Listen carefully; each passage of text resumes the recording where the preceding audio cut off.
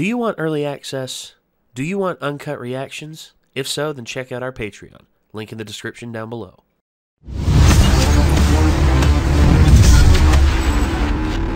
This show, I mean, we're nearing like the end of it. I mean, we got 7, 8, 9, 10. We got 4 more episodes, and I was just still laughing about the joke from the previous episode with like he's naked and cold with the frog shivering. yeah, that's probably my favorite joke so far from this. And of course, the delivery from Gregory was just perfect. He just has such an innocent way of expressing things. It's just like, it makes you just want to go, oh, kid, it's okay.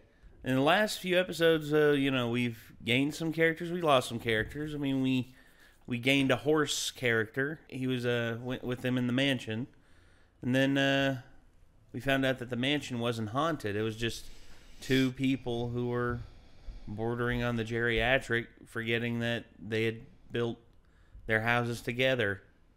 And then last episode, we ran into a riverboat where they were playing like old ragtime music, and George Washington, or Ben Franklin, or whichever name Gregory came up with for him. It'll probably be something new this episode if he says it again. Yeah, he got a recording contract. We found out that Adelaide was actually some sort of evil witch. Yeah, Adelaide was basically going to make Gregory and Wirt slaves, which is kind of messed up. Oh, something interesting, by the way. You know those scissors that she had that she was like snipping? Yeah, saying she was going to cut the wings off with? Yeah. My mom actually had a pair of those. Might still have them. Really? Yeah, it looks just like those. Probably My did. mom always used them as sewing scissors, like for cutting thread and stuff. Also, I don't think her scissors were actually magical. I think it was a trick. She was probably just going to snip the wings off the birds just to be cruel, basically. She's dead now, so I guess we won't know. Yeah. So, if she's working for the Beast, she's probably not good news in any way, shape, or form. No. And well, I guess we're going to see how the adventures of Greg and Wirt continue, as now they are without their avian friend. So let's go ahead and get this up on screen, and let's give this a watch. Here we go.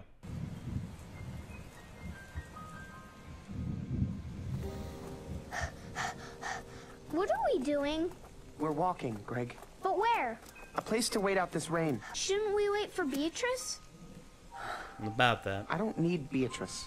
So what's the plan? Because you're not saying any details, so it's hard for me to... Greg, I do have a plan. And if you don't trust me, then you don't have to follow me, okay? If you want to go look for Beatrice, go ahead. You can do anything you want. That's a lot of power.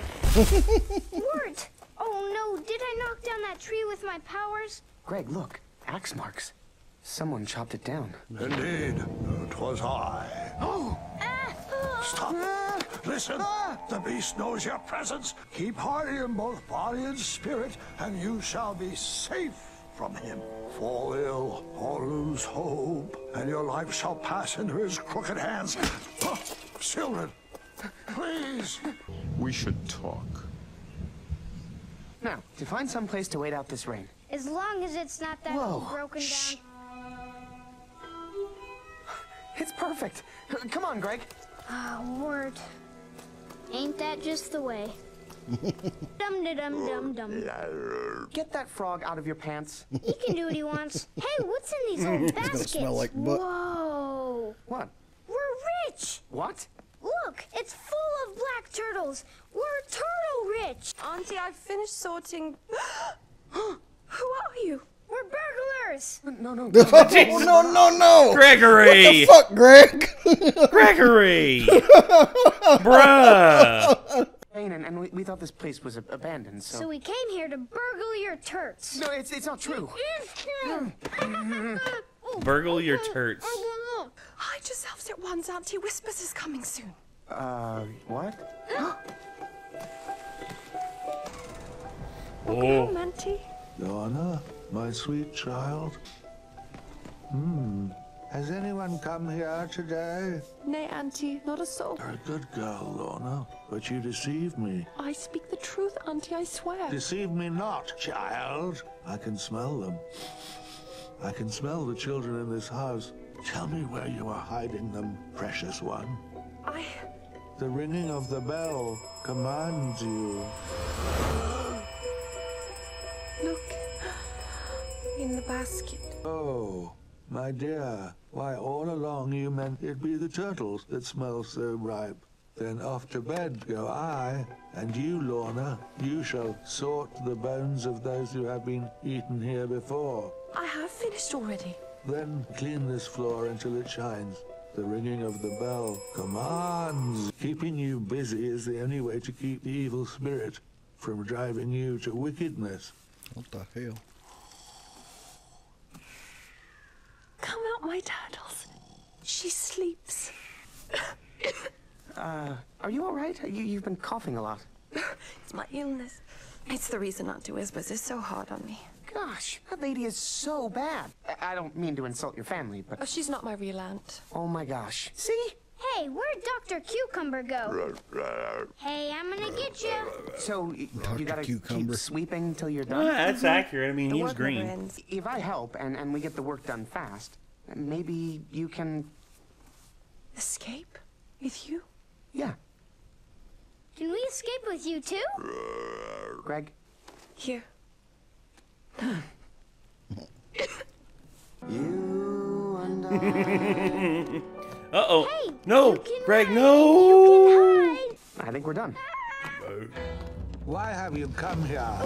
You shan't remain alive for long in this house. I'm warning you, children. Keep away from my Lorna, or you shall be hastily gobbled up. Come here. The ringing of the bell. Come on. Where? Did I put the bell on my nightstand? No! Come out. She will devour you. What is she talking about?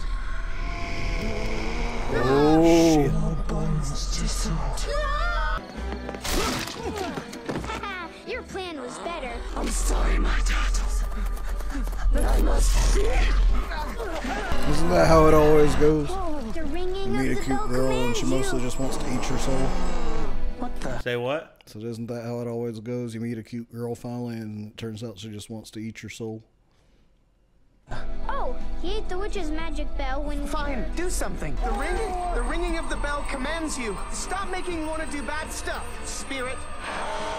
And also go away and don't come back.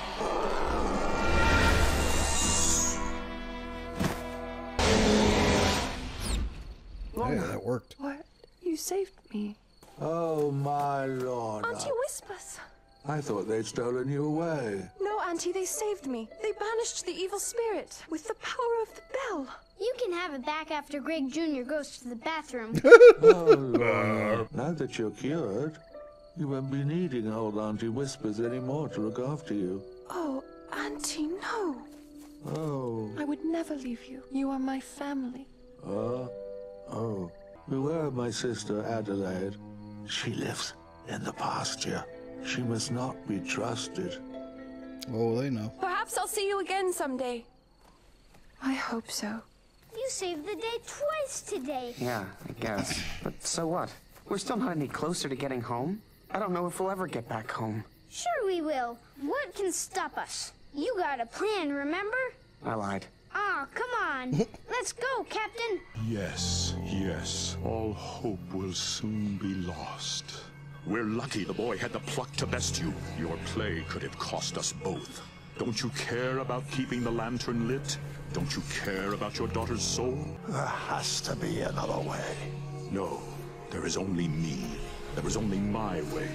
There is only the forest, and there is only surrender. Auntie Whispers was Tim Curry. Oh, Dude. That's awesome. I knew that was a dude's voice. I just didn't recognize it was Tim. Oh my gosh. That fills my heart up with so much like joy, man. Also, Lorna was Shannon Sussman. God, I haven't heard from Shannon Sussman in a long time in terms of like her work. I remember I remember when the first movie I ever saw her in was A Knight's Tale.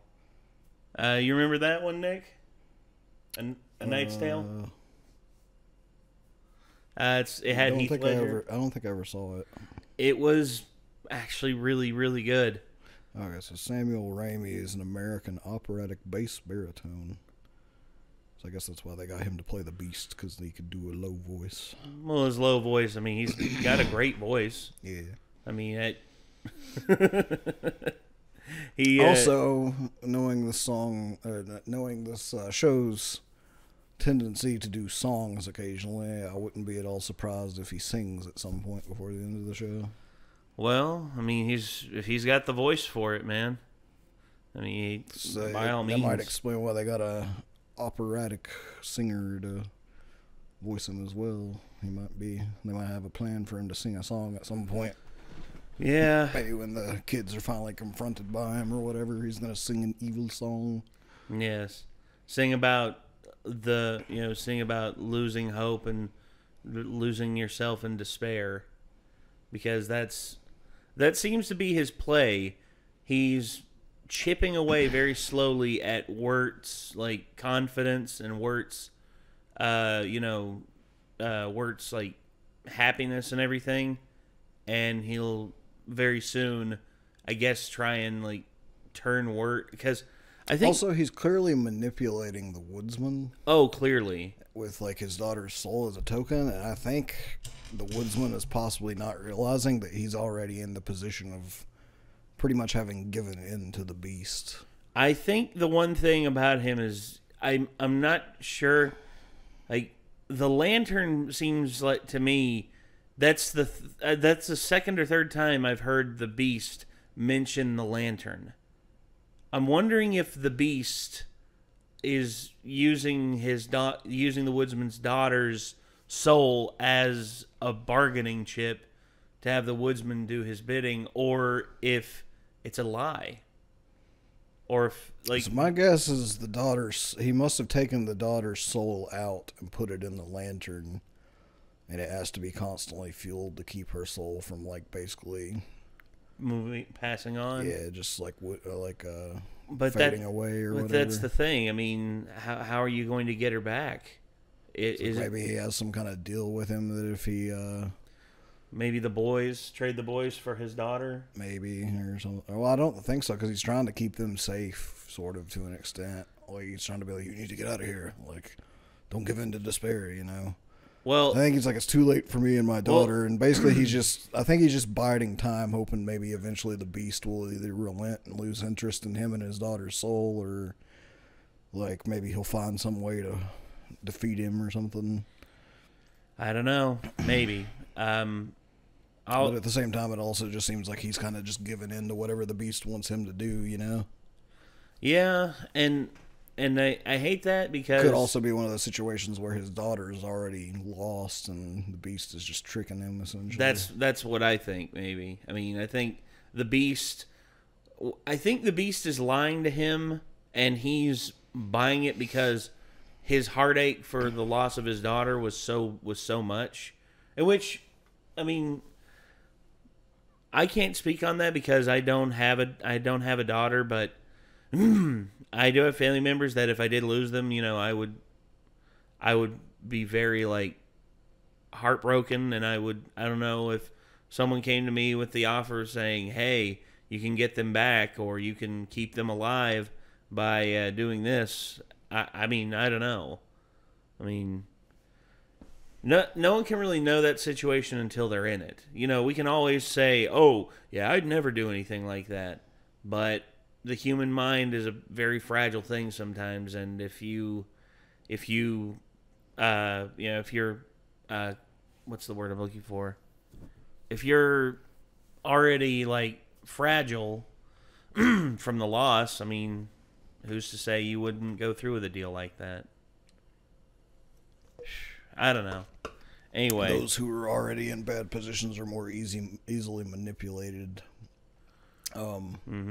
Like dealing with loss, dealing with trauma. Because I actually was watching something earlier that mentioned this. I was watching through a series on YouTube of a dude that's like how to survive this horror movie scenario, basically. Mm-hmm. And he focuses mostly on like the games and stuff from things like Battle Royale or like, you know, the situations from like Your Next or The Hunt, the most recent one that came out. Like that was the left-wing people hunting the right-wing people, you know. Oh, yeah, yeah.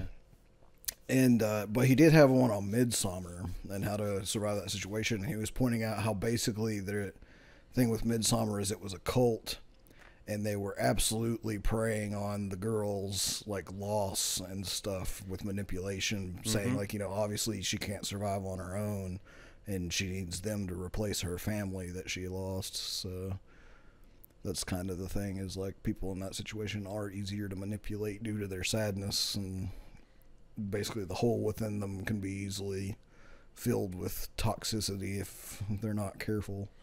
Yeah, and if you're mentally compromised, I mean, it's like, especially we watched Midsommar, and you know what happened to her family at the beginning is just fucking horrifying, man.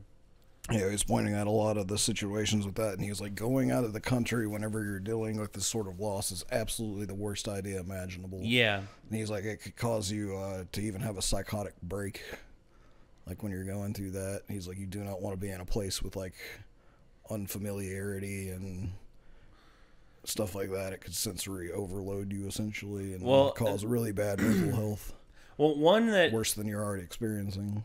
One that got me with that was In Bruges. In Bruges is mostly a comedy, but it gets serious in certain points. And there's one guy. Or actually, I don't think he phrased it as leaving the country, but rather visiting a new country. Like, I feel like someone, if they were experiencing a bad time and they'd already been somewhere before and they knew that place made them happy, that would be a good idea. Like, you know, if I'd already been to Japan before and I knew it was like one of my favorite places I'd ever been already, and I was having a really bad time, I might decide to go back to Japan to cheer myself up. But like, you know, you shouldn't go for the first time to an unfamiliar place when you're already Nick, if that ever happens, going through shit. If that ever happens, do not go to the Aokigahara Forest. Oh no, I won't. Please don't, because that's a lot of people say, oh, that's where I would go to die. It's like, don't do that, please. But makes you wonder if it's that people go there for that purpose when they're already lost hope, or if it's the forest that does that to people. I'm thinking it might be the forest, because if you are... That would be a supernatural forest in that case. Well, I mean... Yeah, I wonder if anybody's put it on the SCP website, because that would be... There's actually news articles, SCP. Like real-life news articles, talking about the supposed mystical aura of the Aokigahara Forest. They talk about where it's at the base of Mount Fuji, and Mount Fuji was prayed to for so long, and so many people have died at the base of it and everything while praying, or while on like sabbatical, or just in midst of meditation. They say that the spirits of those people are still there, and there's evidence that electromagnetic interference as well, but they say that's potentially because of the volcano, because where the amount of like iron and various metals that exist within the mountain. I mean, again, man, I don't know. And there could be something there that just kind of interferes with people's brain waves, and people with the wrong mental state could, just like push you towards feeling mentally unhealthy or something. Well, some people can't handle it. You want to know how bad it is in certain parts of the forest? They have literally blocked off. They've put up. There were walking trails that went through the entire forest. There's this one section in specific. They have done everything they can to keep people from walking on the path. They've like put up fences. They've like piled up logs, stuff like that, to keep people out of this one certain part of the forest because of the amount of people who have like died there. And they still say they find new bodies every year, and it's terrifying. And I know that, it was made infamous because of the whole like Logan Paul situation, which again, fuck you, Logan Paul. People knew about it before him, though. I know people knew about it before him. I knew about it well before him. No, I did too. So but in terms of like creepy places, but stuff. in terms of pop culture, in terms of like pop culture getting their hands on it, and a lot more of the internet definitely knows about it now. Yeah. If they didn't before. And unfortunately, it's from the Logan Paul situation instead of, reading into it yourself or, just being intrigued by it. They've made movies about it. I remember there was one movie, actually, that had Matthew McConaughey. He was an American who was on a trip in Japan, and he was depressed.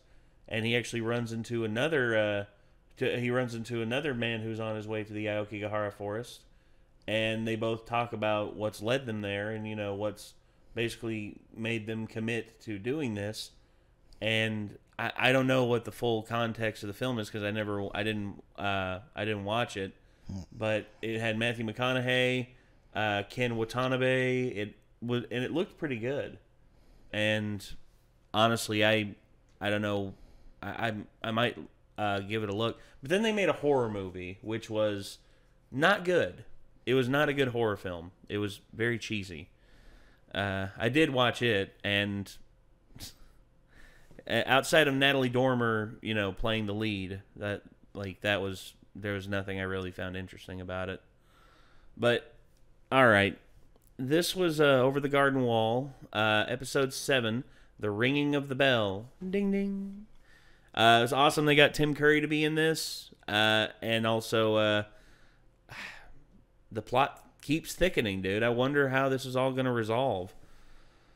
I don't know. But anyway, that's going to do it, everyone. We hope you all enjoyed. And until next time, I'm Nate. I am Nick. We'll see you then, everybody. Peace out.